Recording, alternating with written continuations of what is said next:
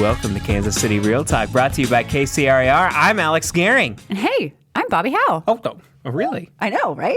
Isn't that cool? What's up, Bobbi? I don't know. It's winter. It's really, really, really winter. It's really, really, really winter. I'm so tired of it.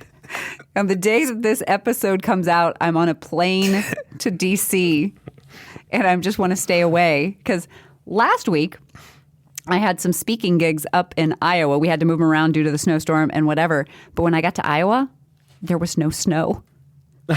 And I was like, wait. Wow.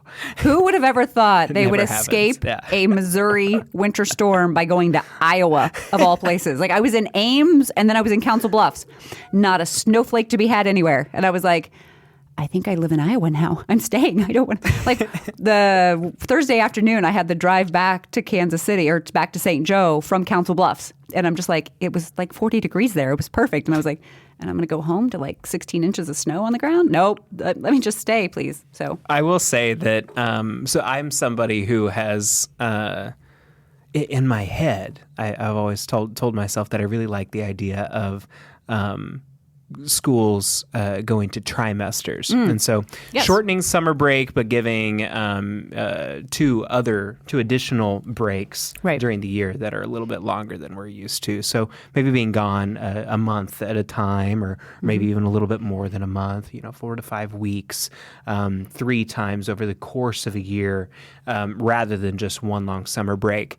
And after this 3-week winter vacation, I completely changed my mind, and I now hate that idea and will never want to do that. Right. So never mind. I don't care if it's good for the kids. I don't care if there's like positive things that come from it academically. It was an extreme inconvenience to me. So selfishly now, I'm no longer interested in modifying the school year in that way.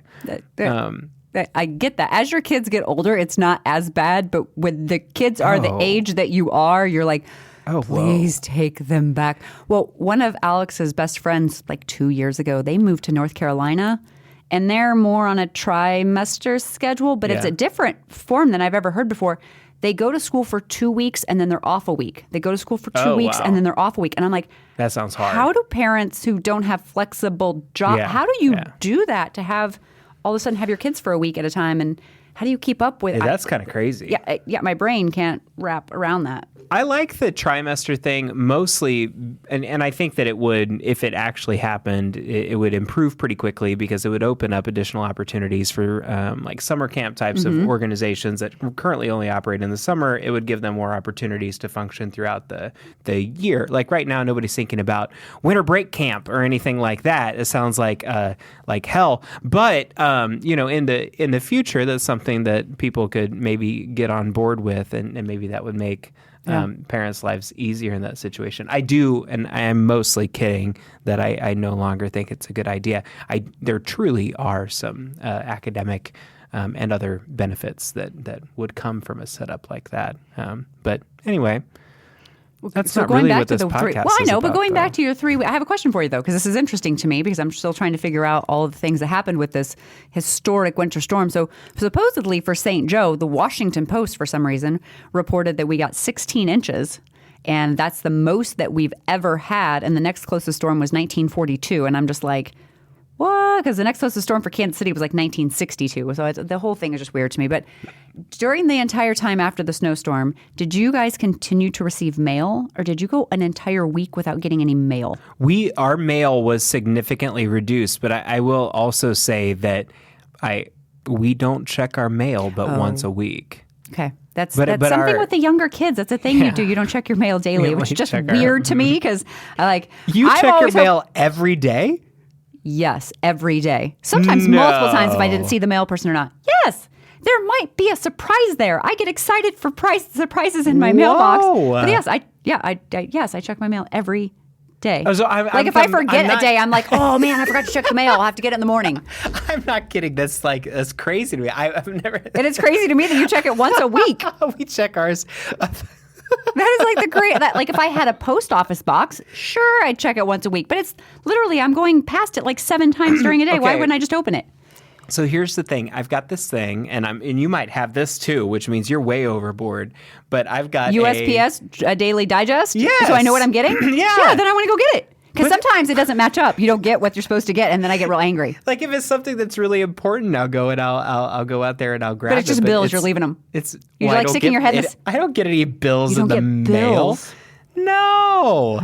Amber's shaking her head. She doesn't get bills in the mail either. I said to my husband this morning, I know I'm turning into a grandma because I just got house shoes and they're like the best. I'm so much warmer in the winter now that I'm wearing house shoes, slippers, whatever, little fuzzy slippers on my feet. I'm staying so much warmer and I'm like, I'm totally turning into a grandma and I don't even care at this point. Are you walking out in your house shoes to get your mail? Oh, God, no. No, I put on my Crocs for that. Oh. You know, the shoes with the holes in it so my feet, so snow can go in on my feet and it gets really cold. It's fine. Oh my, every day. Every day. Even on Saturdays. Yes, but not on Sundays. Well, no, of course not. But you go on Saturdays. Yeah, sometimes there's good stuff in there on Saturdays. Sometimes there's just the stupid weekly wipe it's the local once a week newspaper that just automatically comes where you have a newspaper subscription or not. We call it the weekly wipe. I couldn't even tell you when my mail usually comes. I couldn't even tell you like when I could go out and get it each Between day. 11 and 1. Like right about now, my mail lady should be coming. Wow. And I knew when I last got mail was the Saturday before the storm because I was in the middle of getting ready to mail something and I saw her coming down the street because my office looks out onto the street. And so like I was rushing to pull because I have the self-seal envelope. So I was rushing to pull the sticker off the back, get it sealed, put a stamp, run out to her. And then we talked about the impending snowstorm. And she's like, yeah, probably we're not going to get the trucks and I'll have to still report to work, but there's nothing to be for me to deliver.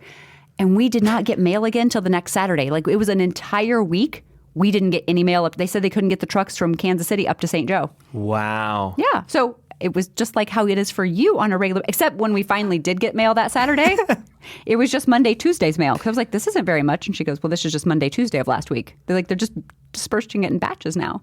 So, and were you okay? No, I was not okay. I was very sad on why I didn't have my mail.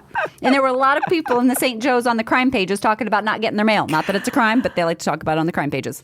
Well, what are we talking about today? Who's coming on?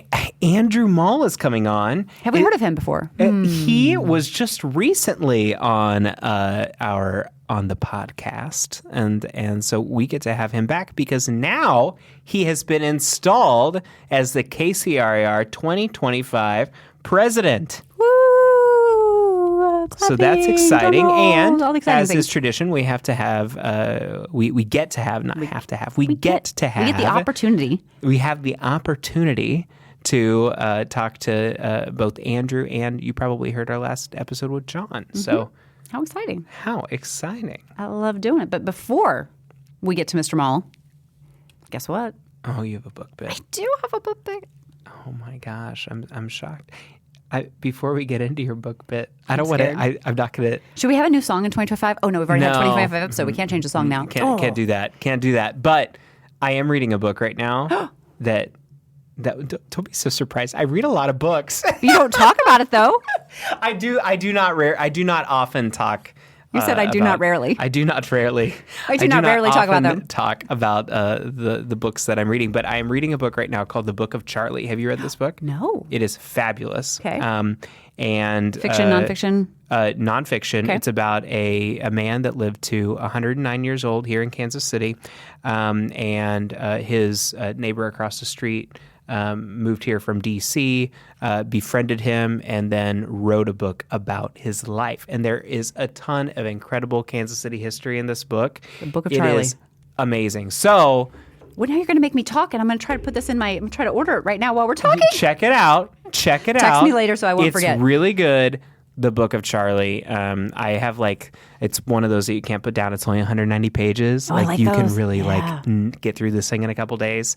So anyway, definitely heavily recommend. That makes up for the 600-page book that I read this time last year, and I was like, this should count for 3 books on Goodreads, but no. So I like the shorter ones because it makes up for the long ones you read that take a long time. There you go. Yeah. Bobby's book bit. Casey. All right. So my book bit for today is a book called Just Listen. And I actually picked this book because one of the things I want to focus in as Missouri REALTORS president this year is on listening more to our people and being more in the moment wherever I am, because I feel like the last few years I've just been caught up in a whirlwind and I sometimes may potentially just half listen to things because my brain's just going so fast. And I want to take an extra effort just to listen a little bit more. So this book called Just Listen, and it teaches you how to get your message across to anyone by using proven listening and persuasion techniques. So it's a little bit of listening to what's most important to people and then using that in order to help advance or do whatever needs, they have. The book is written by Mark Goulston, and one of the quotes from the book is, "Perceiving is believing, misperceiving is deceiving, and worse yet, prevents achieving." So that's a tongue twister, and I could never say it if I tried to say that one fast. But the 3 lessons from the book, the first one is, if you want to make some progress with someone, you have to listen first. And what really hit home with me is, have you ever been in a situation when you're completely stressed out about something, and when you tell someone how you're feeling, they immediately try to come up with solutions for whatever you've told them about, but you just wanted to voice the big emotions you were feeling. You didn't necessarily want advice. You weren't through that point yet. You just wanted to get everything off your chest. You just want to share what's happening and have someone listen and to feel with us, because I think we've lost some of that ability to feel with each other. When we listen to others first, we give them an ample chance to talk about their concerns and how they feel.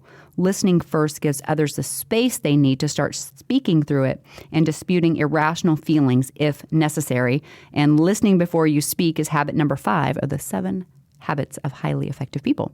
Lesson number 2, which is another book that we've done. Lesson number 2, to listen and to be receptive, we need the rational part of our brain to be active.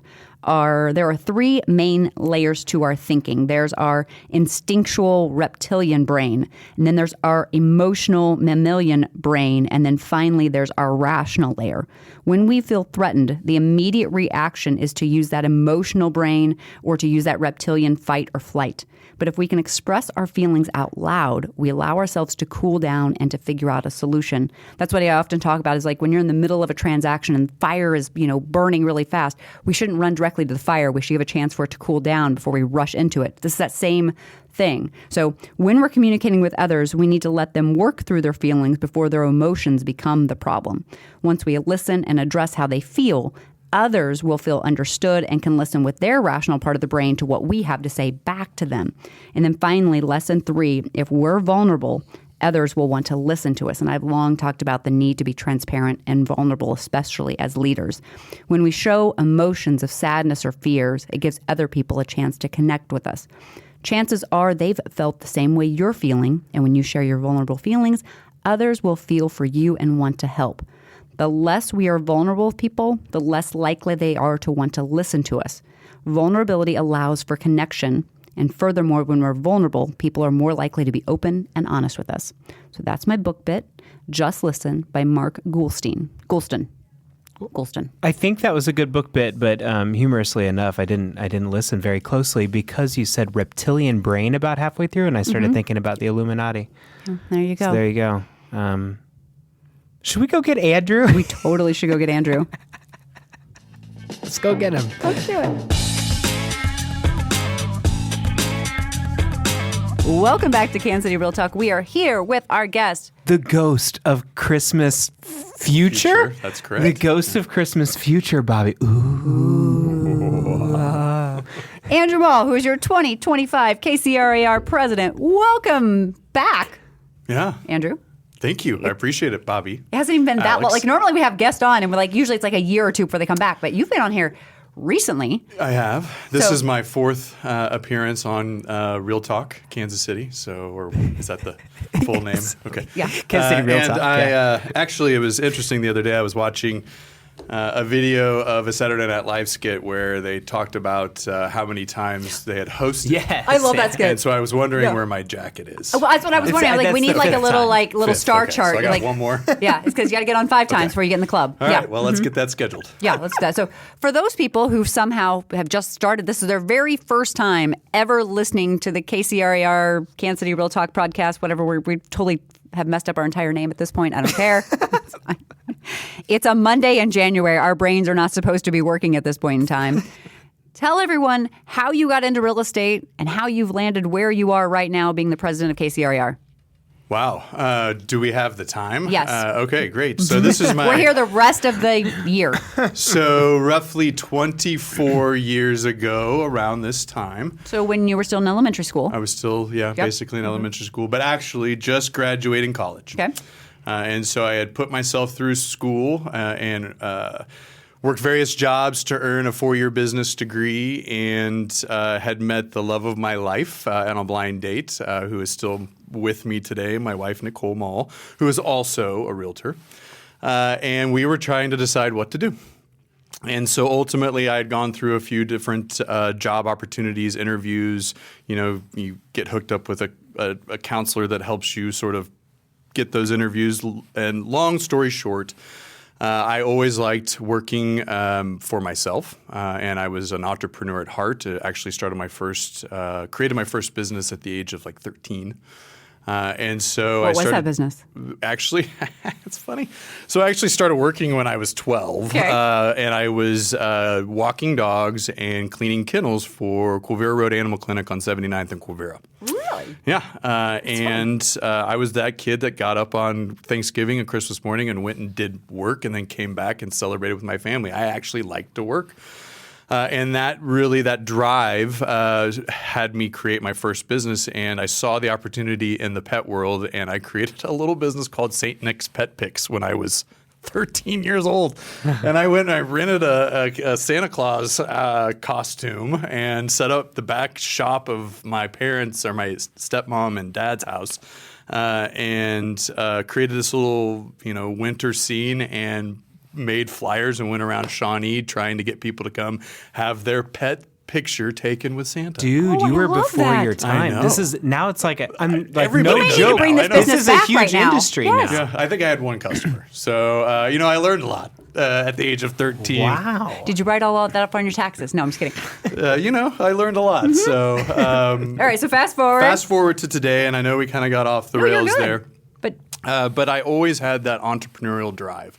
And so I was like, what am I going to do with my life? I have a marketing degree, and I'd worked in various outlets, and then finally I just decided, you know what, I want to work for myself, and I like real estate. And Nicole was gracious enough to say, all right, go get your real estate license. And in March of 2001, I think, I became licensed. So that's 24 years. It'll be 24 years in March.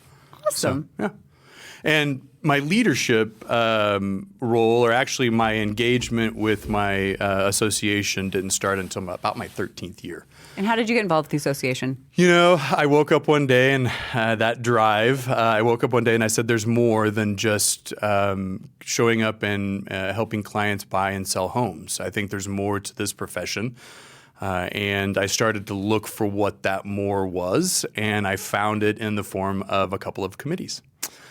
First grievance, and then Kansas Advocacy Committee, and then it just blossomed from there. And I just absolutely love my association. I love all the people that I've met. I talked about it at installation.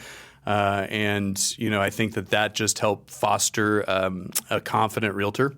And I began to, just really enjoy my profession. It wasn't up until then that I didn't understand what my profession meant. Mm-hmm. But once I got involved and started really understanding the marketplace beyond just the stats, right? What actually impacts your marketplace is when I really understood my profession. And, given all the turmoil that's been going on in our, industry the last year or two or few, what led you to want to take that next step to become president of the association, to put your name forward and be like, yes, this is what I want to do? Well, unbeknownst to some of your listeners, but not to you two, I actually leapfrogged and went to the state for a little while and was the president of the Kansas Association of Realtors in 2022. And so I've been through leadership at both organizations. I also serve in a couple of capacities for NAR, and I was just reappointed Sharice David's federal political coordinator, and this will be so it's a 2-year term, and so by the time I'm done with that, it'll be about 6 years or so that I've been doing this for National Association, really for my district here, KCRAR, Yep. representing home ownership and making sure that the American dream is still alive and well here in the United States, and making sure that our representative knows what's going on in our marketplace. And so I really thoroughly enjoyed that. And I saw an opportunity to come back home and be with my friends that helped propel me to the point of at least the state level. And I saw an opportunity to come back and really take that knowledge and that skill set and apply it here at home. And I love, I am a homebody by nature, and it's really hard for me to travel, even though I do travel through my various roles. But being at home is where I love to be. And so I'm thrilled to be KCRAR's president this year. And it's funny because the date that this episode comes out, you and I will be traveling to D.C. for Realtor Party training. So speaking of not liking to travel, we'll be together the day Probably this right episode. after an MR board meeting, if I remember right. Or yes, we'll be rushing out the Yeah. doors to get on the plane because I have a 12:50 flight, and Yes. we're going to try to get on that flight That's on right. time. That's Yep. right. So coming from the state side, president at the state level, and then becoming president for the local, what do you see the differences in those two organizations and those two roles? They're very different. Very. I think it's difficult for people to understand the differences between those roles. Can you talk about that just a little bit? Well, and actually I was thinking about that today, trying to sort of look at the difference between the two. I'm only into it, today's the 13th or 14th. So, the reality 22nd. of You're even almost though 2 weeks in. I've been in leadership at KCRAR for a long time now, the actual president role is a little bit different. And so I'm still sort of finding my feet, if you will, right now. I will say, the organizations themselves are structured differently, and so you have to sort of take your role a little differently. Both of them are roles where you are an ambassador for the organization, and neither role is really hands-on to the point of micromanaging. And I think really good presidents understand that at an early stage in their leadership career, and understand when they get into that president's role, their job is not to be there every single day telling the CEO what to do, or the staff, right? And so there are some similarities, but I'd say the biggest difference is at the state level, you are sort of the ambassador for an organization that services multiple large organizations. That's your local realtor association. So in Kansas, at that time, that was 12. And so, you had different personalities amongst those organizations, along with the different personalities and people within your organization. And so you sort of had to come from a mindset of a statewide ambassador, right? Even though I grew up and was raised right here on the eastern part of Kansas, I had to still think like a Western Kansas realtor. Otherwise, I was missing something. Now, at home, I don't have to do that as much, although KCRAR has grown so darn much in my leadership years here at KCRAR that you sort of have to still have that mentality to a degree. But there's actually more people that are members here at KCRAR than that were at Kansas Association of Realtors. And so you just have a vast amount of more members than you did, say, at the state level, at least for my experience. Right. And so your approach is slightly different. Whereas I am an ambassador here at KCRAR, I've been around for a long time. Most of the people that are either core part of KCRAR know who I am, know what I'm about, and they've seen my leadership. Maybe some of the folks that have become a part of the merger process may not know who I am, but they know that our association is ran very well, and whoever's in charge, they are most likely going to be trained up and going to be prepared for the job. And so I just need to get out and meet those people. And so I'm looking at it as an opportunity to get out and meet our folks that have joined our association, say, in the last 5 years that I haven't had the opportunity to meet. Yeah. And I will say, as a past KCRAR president, that was one of the goals of my year. And then COVID happened. And so that ability to get out and meet with everybody and do literally what you're talking about doing was something that didn't have the opportunity to happen. So I love that you're, leaning in on that. And as you're speaking, I was really thinking about something that at the local level, we interact with our members more on a daily basis than we do at the state level. However, I feel like we actually actually interact with more of our people at the state level because we have the 3 business conferences per year and hundreds of people, I don't know how many Kansas does, but Missouri, hundreds of people come to that. And so you talk to big groups of people where locally it's one-offs at a happy hour here or a meet the directors event here or whatever we have that. And so it's just interesting dynamic there of how we affect our members. And I love you using the word ambassador. I've been doing some board of directors trainings around the country. And one of the things that you brought up is early on was micromanaging. And that's one of the things I'm teaching people is that there's actually shared leadership. The board of directors and the president is responsible for this. Staff's is responsible for this. And we don't stay in your lane. Don't micromanage the other side of things. But we have to be an ambassador for the association. We don't have to cheerlead the association. We don't have to be like, yeah, the KCRAR is the best. What it is. But we want to be ambassadors and share that wealth. So I love your mindset. And I do think that ambassador role changes too. Yeah. And I didn't really drive home the difference between the two. So at the state, I really had to go out and interview for the job. Yeah. I had to travel the state. I had other roles before I got into leadership there, where I was out either fulfilling my role as an RPAC committee person for the National Association of Realtors, but I took that opportunity to go out and sort of have a job interview across the state, and so they didn't really know who I was but once I got there, they did. This is different. There's so many people here at KCRAR. I'm taking as an opportunity to get out there and meet as many people as I can because our organization is so large and they probably don't know who I am, right? And I think that is important for our leaders to get out there and make sure that everyone in our organization feels like that they're heard. Absolutely. And I think that's the most important thing you can do. All right. So there's a lot of conversation right now about all of these different organizations and their relationship, right? So you've got NAR, you've got the state associations, and you've got the local, and you've got the 3-way agreement. For our listeners, can we just talk a little bit about the relationship between the local and the state, why those two organizations are separate, how they work together, and what each of them provides for their memberships? Sure, and I think that might change maybe depending on the region that you're in, but in this particular region, and we'll talk about Kansas in particular since I know it so well, I think that the state really fills, and maybe this is across the board to a degree, but I think the state fulfills customer service to the local associations, right? And so they are sort of the conduit of information. They're the conduit of advocacy amongst all of the local associations within the state, and they have mutual members. But their customer base, in my mind, and I could be different than any other president out there, but in my mind, is really the local association.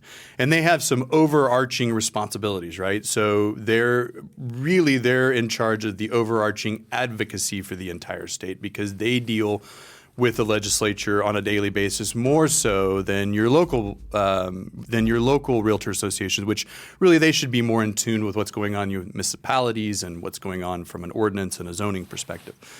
And so, I think that's what the state does. Whereas the local association, it is the main conduit, the main interaction with the member. And so that is where the member first feels comfortable getting engaged with their association. That's where the member first understands anything really about their association. They don't, at least in my experience and the members that I've talked to over the years, even at 13 years in the business, I didn't understand what my association did, let alone what the state or the national association did. And so I see the state as sort of the umbrella association to help the locals achieve success. And there's some overarching things that they take care of. But the local is really that interface with the member, the one-on-one interface with the member. And so I see, education spilling more toward the local association because that's where the member trusts to get their education, right? And so that trust factor is what needs to be fostered at the local. And then your state needs to help support that and make the local as successful as they can help make them. And then your national supports your state, right? And then they have overarching responsibilities, including federal regulation and making sure that they take care of what's going on at the Capitol. And then our overarching things like, which we don't need to get into the details, but because of our three-way agreement, we have insurance that's available to us. And that's where our national association helps get that for your state and your local association. So, we all have our roles, and it's just a matter of staying in our lane, but also playing together because we are symbiotic. We need each other, top to bottom, bottom to top. There is no doubt about it. Without one, you don't have the other two. Yep. And it's not even a devil's advocate to this, but this is, what I keep hearing, and I have a tendency to agree with it, is the level of the three-way agreement that's most threatened by these conversations that we're having is the state association. Because it's very easy to look at the national association and look at the power of the advocacy of 1.5 million members. It's very easy to look at the local association and what they provide with contracts and MLS and lockboxes at the very basic level to them. The state association is the one that's the hardest, that's the most vague, and that's the most intangible, essentially, if they're getting anything. But it's the one that if that goes away, all of the rest of it starts to crumble. I would agree with that to a point, but then I got to put my Western Realtor hat on. Yeah. And it completely changes. That conversation changes 100% because the smaller local associations that are still out there. I mean, I don't know how many Missouri has right now, but I believe it's more than Kansas. Yeah. The majority of associations are those small local associations. Exactly. Just like the majority of brokerages, 80% are a solo or one other person in their office. That's the majority of brokerages in the U.S. And it's exact same way their associations. But at least in Missouri, KCRAR and St. Louis are the ones getting the majority of the attention. Then you got Springfield and Columbia getting a little attention. But the little bitty ones, no one's paying attention to them, and they need the state more than anything. And I'll agree with Western Kansas on that 100%. Absolutely. Yep. And, I think that's what makes the agreement work so well because there is some fluidity to it. There is some ebb and flow. And I think even though one may not benefit totally from the other as a collective, we as realtors nationwide, globally, benefit as a brand, as a collective, as a force, if you will. And I think that's important. I grew up in a union home. Yeah. And I understand the importance of collective bargaining and having people that are there sort of protecting your back. And you take out one of those segments, you're going to lose a portion of your membership, and it could all crumble at that point. Yeah. And, what I think is so very, very important is that those of us that are involved, for the most part, we get it. We actually see how it works. And, too often, you're just being a yes man for the association. You're just no, I actually understand the importance and how it all works. And it's people on the fringes just looking in thinking, oh, it's just messed up. And no, get involved and you'll actually understand how it all works and the importance of all of it. And it was very well thought out and it's worked for 100 years.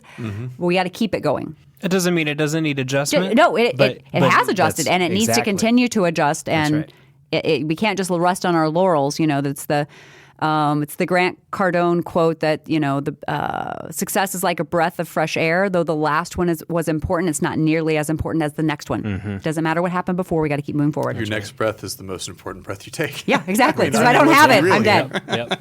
So I agree with that, and I am a firm believer of the only constant is change. Yeah. And so we have to adapt. We're a great.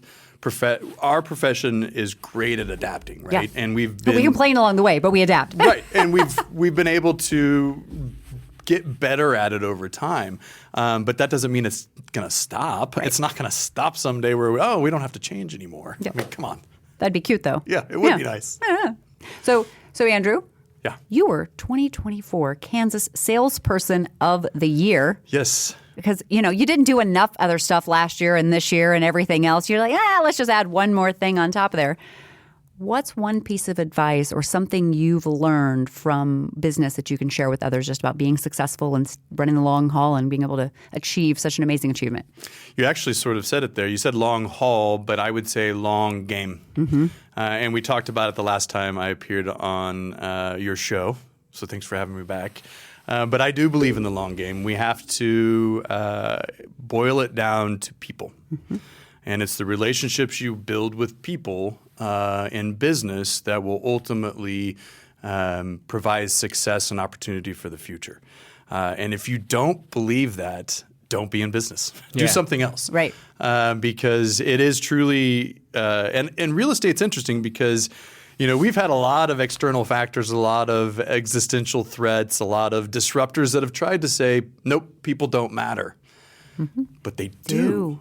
And in our business, they matter a lot. And whether it's your client, the affiliate you're working with to close the transaction, your inspector, your mentor that you need to call to get a bit of advice, whatever that is, that's all people. Mm-hmm.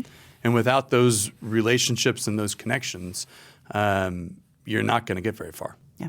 And, one thing you said, and it mainly lit off in my head, is real estate, it's the long game. It's both as a homeowner, it's the long game. It is. And in this industry, it's the long game. All of real estate is the long game, no matter how you're involved in it. Mm-hmm. That's why it's not my job, it's my profession. Exactly. It is a job, I guess, is that's what we want to boil it down to. But I love being a realtor. I love my profession. And that's why I look at this year as being an opportunity. We're talking about re-energizing, refocusing, all these things, and we have to do that.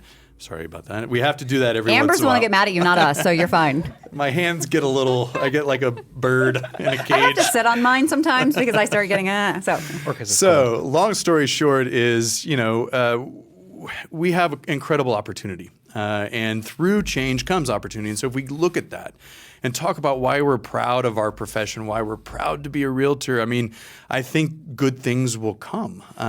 We get beat up. All professions get beat up.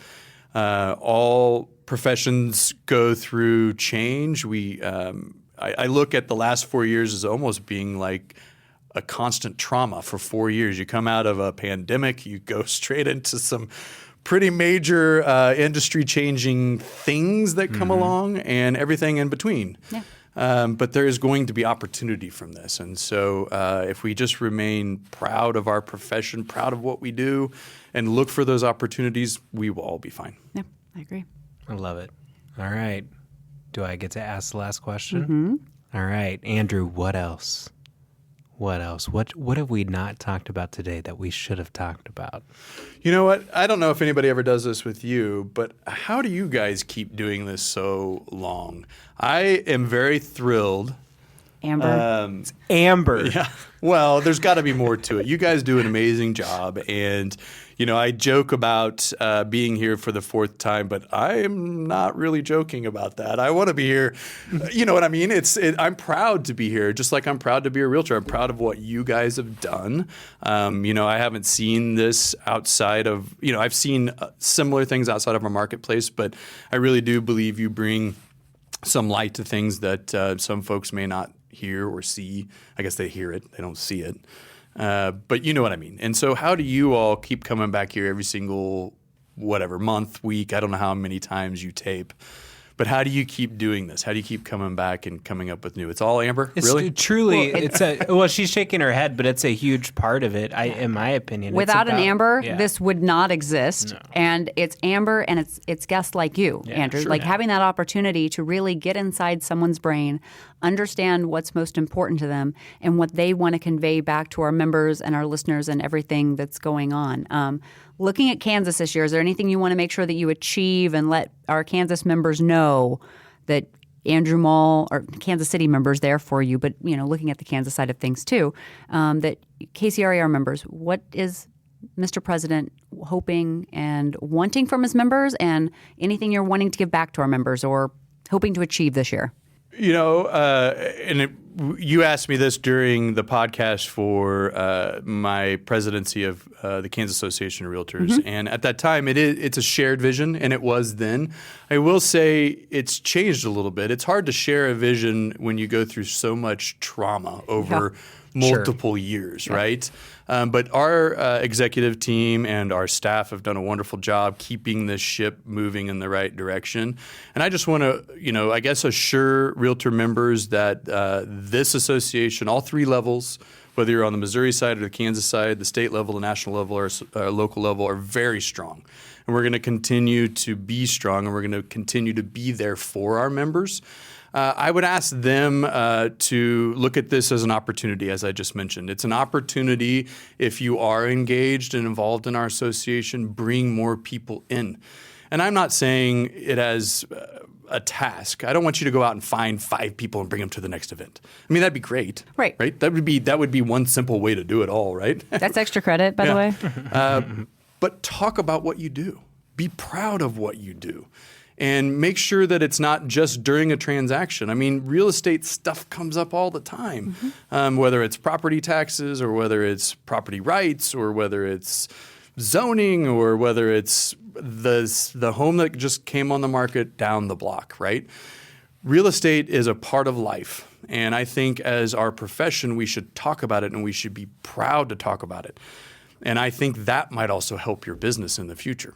If you think about the opportunities to talk about why you're proud to be a realtor. I love it. Love that. So speaking of events and speaking of bringing those 5 people so that you can get your extra credit, if you want to chat with Andrew, you can come next week to YPN's Meet the Directors event, January 29th at the Parlor in KC Mo. You can get information at facebook.com/YPNKC. Andrew, thank you for being here with us today. And next time when you come back as the 5th guest, we'll have your coat for you. I'm looking forward. It's a jacket. Jacket. Yes. Yeah, that's what I meant. Words are failing me today, just like I thought you were the Kansas president. I'm like, no, he's KC, but my brain is just so... It's cold outside. The brain is frozen. It's cold in It's here, cold. too. It's so cold in Can here. you work All right. on that? Yeah. As president? As president, can you get heat to the podcast room? to, That's our request. the studio. And You a got slightly it. larger table. That's it. We're very low maintenance in here. All right. Thank you, Andrew. Thank you both.